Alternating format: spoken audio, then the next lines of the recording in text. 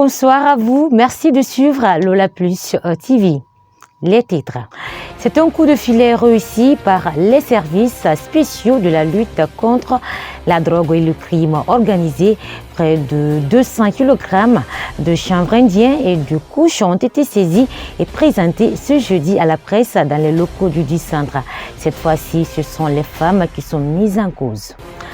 Conakry change dimanche, à l'occasion de la célébration de la fête de fin d'année. Les images de nos reporters à suivre dans ce magazine. Voilà, c'est tout pour les titres. Une fois encore, bonsoir et ravi d'être avec vous. Deux saisies de quantités importantes de drogue ont été faites ce jeudi dans la zone de Boussoura, à Matam et Frigiadi dans la préfecture de Koya. La saisie a été faite par les services spéciaux de lutte contre la drogue et le crime organisé.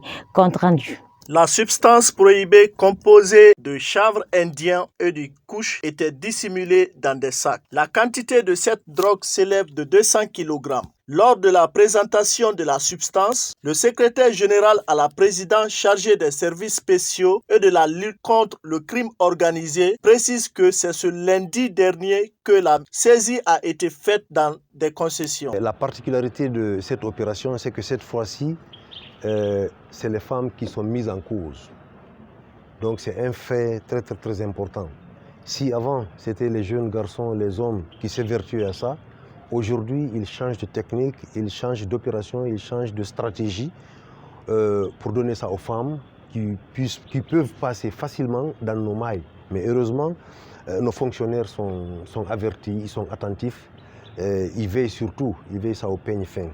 Donc c'est pourquoi elles n'ont pas réussi à s'enfuir, donc elles ont été filées, surveillées et interpellées en flagrant délit. L'officier de police a par ailleurs sollicité la collaboration des citoyens en vue de débarrasser la Guinée de cette substance nuisible à la santé. J'invite l'ensemble de la population guinéenne, non seulement de s'éloigner de cette drogue, mais de collaborer effectivement avec nos services pour qu'ensemble, qu'on puisse avoir des résultats très probants.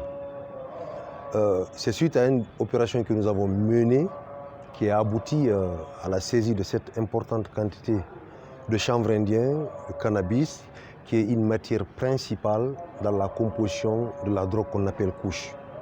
Donc là, on a coupé le circuit d'approvisionnement des individus qui s'évertuent à fabriquer de la couche. Enfin, le secrétaire général à la présidence chargé de lutte contre le crime organisé a remercié les autorités du pays, particulièrement le président de la transition, dont le soutien ne fait l'ombre d'aucun doute. À Conakry, les fêtes du fin d'année ont toujours donné des inspirations en esthétique aux différents succédés dans les plus grands ronds-points de la capitale. Les jeux de lumière se font remarquer d'ici et de là, ce qui donne une beauté nouvelle à cette ville pendant la nuit à l'approche de ces fêtes.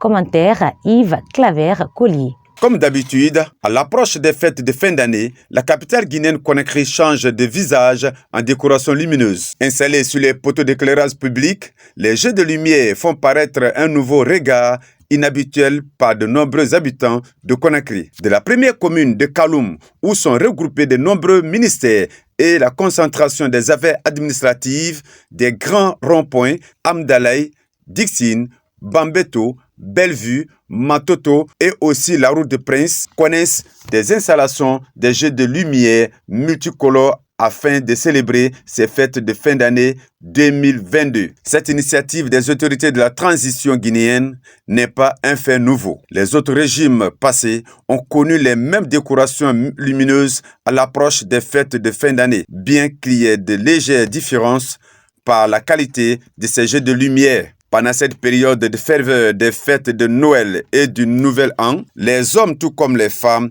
et enfants se mettent en mouvement pour se procurer des besoins familiaux et certains parmi eux se dirigent vers les lieux de réjouissance pendant les nuits sous ces jeux de lumière installés conséquemment. Le ministre de la Justice a procédé ce mardi à la présentation de sa politique sectorielle devant les conseillers nationaux de transition. La rencontre s'est tenue à l'hémicycle du Palais du Peuple. Aïssata Kamara a compte rendu. Le passage des chefs des départements devant les membres du Conseil national de la transition continue son chemin. Le ministre de la Justice, garde des Sceaux, est passé à son tour devant le CNT pour décliner les politiques sectorielles et budgétaires de son département. 2023 se chiffre 388 796 920 000 francs guinéens, sauf erreur de ma part, soit une augmentation de 22% par rapport à la loi des finances rectificative indiquée plus haut. Plus loin, il indique que son département s'offre plusieurs milliards dans le projet de budget 2023 par rapport à la loi de finances rectificative 2022. Cette prévision se décompose comme suit. 1. Dépenses de personnel.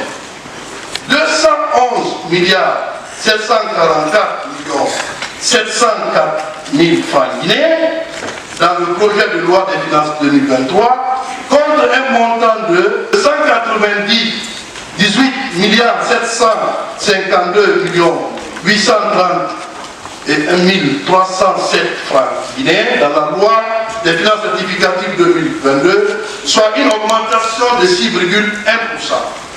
Pour ce qui est des dépenses de biens et services, 39 milliards 890 19 millions 488 000 francs guinéens dans le projet de loi des finances 2023 contre un montant de 40 milliards 489 millions 648 000 francs guinéens dans la loi des finances rectificative 2022, soit une réduction de 1,4%. Pour terminer, plusieurs autres ministres sont aussi passés devant le CNT pour défendre le budget 2023 de leur département. Justement, Aïssata Camara, le ministre des Travaux publics, est passé devant le CNT pour défendre le budget de son département.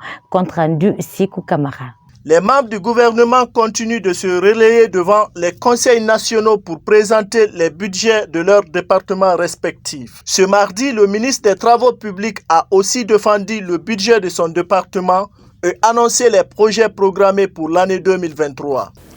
Le budget prévu pour la mise en œuvre des activités du ministère et des infrastructures et des travaux publics pour l'année 2023 s'élève à 4 112 milliards de francs guinéens, dont un peu plus de 1 600 milliards en ressources propres. La ventilation des dépenses se présente comme suit. 69 milliards en dépenses de personnel, un peu plus de 15 milliards en dépenses de biens et services, un peu plus de 22 milliards en dépenses de transfert et plus de 4 000 milliards en dépenses d'investissement, pour un financement sur ressources propres de un peu plus de 1 500 milliards et un financement extérieur de un peu plus de 2 400 milliards de francs guinéens. Selon le ministre, au compte de l'année 2023, plusieurs projets seront réalisés par son département. Les projets et programmes prévus dans le projet de budget 2023 soumis à votre auguste assemblée permettront notamment la finalisation du bitumage de la route nationale RN1, section Koyama-Moudaboula, la finalisation du bitumage de la route RN2, section Gekedou-Kondebandou, la finalisation du bitumage de la route RN4 Koya-Farmoria, la finalisation de la construction et le bitumage de la route nationale Lola-Zo, frontière Côte d'Ivoire, le lancement des études pour la construction de la route Kankan-Kérouané-Beïda-Cinquon jusqu'à la frontière de Côte d'Ivoire, le lancement des travaux de construction de la route Labé-Mali-Kédougou, frontière Sénégal, l'entretien du réseau routier de voiries urbaines sur une bonne partie du territoire national. Cet exercice de présentation sectorielle et budgétaire des départements devant le CNT continue à l'hémicycle du Palais du Peuple. Mesdames et messieurs, c'est la fin de ce magazine réalisé par Yves Claver-Collier. Merci de votre fidélité. Bonne soirée chez vous.